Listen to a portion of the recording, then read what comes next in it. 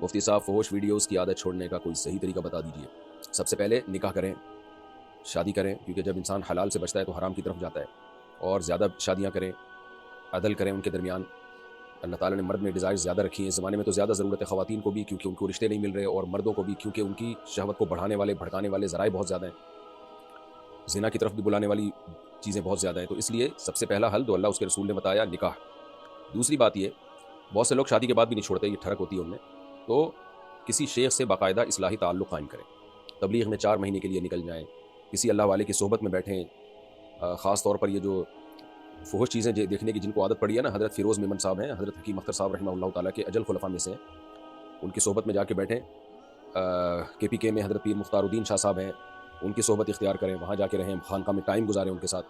اور بھی ہمارے مشائخ اکابر بزرگ ہیں، جامع الرشید میں حضرت مولانا قاسم صاحب ہیں، حضرت مفتی رشید احمد صاحب رحمہ اللہ تعالیٰ کے خلیفہ، ان کے سے اصلاحی تعلق قائم کریں۔ میرے شیخ مرشد ہیں حضرت مفتی عبدالرحیم صاحب، لیکن ان کے پاس وقت نہیں ہے، تو وہ جو ہے، ورنہ بڑے اللہ والے بزرگ ہیں، وہ ان کی صحبت اختیار کریں، لیکن کیونکہ اب وہ زیادہ مصروف ہیں تو شاید وہ اپنے مریدوں کو، میرا خیال ہے آسانی سے وہ بیعت بھی نہیں کریں گے، کیونکہ وہ ٹائم نہیں دے پاتے تو پھر بیعت بھی نہیں کرتے۔ تو مولانا قاسم صاحب ہیں، فیروز میمن صاحب ہیں، یہ سارے حضرت مختار الدین شاہ صاحب ہیں، ان لوگوں کی صحبت میں، بزرگوں کی صحبت میں جا کے بیٹھیں، ٹائم گزاریں، تبلیغ میں وقت لگائیں۔ یہ دوسرا کام ہو گیا۔ تیسرا کام کیا کرنا ہے، جب بھی گناہ ہو جائے اپنے اوپر کوئی سزا متعین کریں، اپنے آپ کو ایسے چھوڑے نہیں، اور یہ ایک دم سے نہیں چھوٹے گا، آہستہ آہستہ یہ گناہ چھوٹے گا۔ تو لوگ مایوس ہو جاتے ہیں کہ ہم نے تو توبہ کی تھی، پھر گناہ ہو گیا ہم سے، آرام آرام سے چھوٹے گا، مایوس نہ ہو، اور پیچھے پڑے رہیں کہ میں نے گناہ کو چھوڑنا ضرور ہے۔ 100 بار اگر توبہ ٹوٹتی ہے تو کوئی بات نہیں، 100 بار توبہ کریں آپ، بار بار توبہ کریں گے۔ اللہ توبہ قبول کرتے ہوئے نہیں تھکتا، خوب سمجھ لو، آپ توبہ کر کے تھکیں گے، اللہ نہیں تھکے گا۔ مسئلہ سارا یہ ہوتا ہے کہ انسان توبہ کرتا ہے، پھر شیطان اس سے گناہ کروا دیتا ہے، تو وہ کہتا ہے بھائی یار میرے بس کا نہیں ہے۔ اور بھائی جان، آپ لڑتے رہو شیطان سے، آپ پیچھے پڑے رہو، گناہ ہو گیا توبہ کرو، اور اپنے اوپر سزا بھی متعین کریں، روزے کے ذریعے یا صدقہ خیرات کے ذریعے۔ وہ سزا بہت زیادہ بھی نہ ہو اور بہت ہلکی بھی نہ ہو کہ پتہ ہی نہ چلے کہ کوئی سزا دی ہے، تو صدقہ کر دیا کریں، کہ اپنے اوپر لازم نہ کریں، نہیں قسم یا اٹھا کے یا منت مان کے، وہ بڑی اور ایک مصیبت میں پھنس جائیں گے۔ تو عزم کریں پکا کہ اگر مجھ سے یہ گناہ ہوا تو میں اتنی رقم صدقہ کروں گا، یا میں اتنے روزے رکھوں گا، یا میں اتنی رکعت 24 گھنٹے سے پہلے نماز پڑھوں گا۔ اور پھر وہ بہت زیادہ سزا نہ ہو کہ وہ سزا دینا ہی مصیبت بن جائے آپ کے لیے، اور بہت ہلکی بھی نہ ہو کہ جی میں 5 روپے صدقہ کروں گا۔ 5 روپے میں کیا ہوتا ہے بھائی؟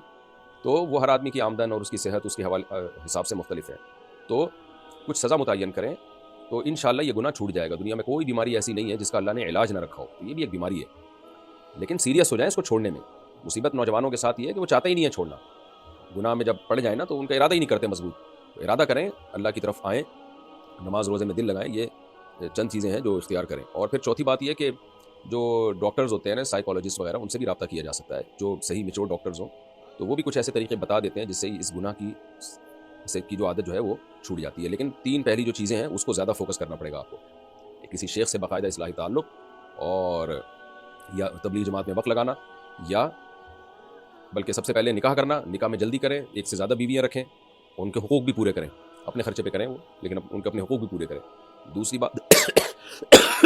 بات شیخ سے اصلاحی تعلق، تبلیغ میں وقت۔ تیسرا گناہ پہ اپنے سزا متعین، اور چوتھا کسی جو نفسیات سے کا علم جاننے والے ڈاکٹرز ہیں ان سے بھی رابطہ کریں۔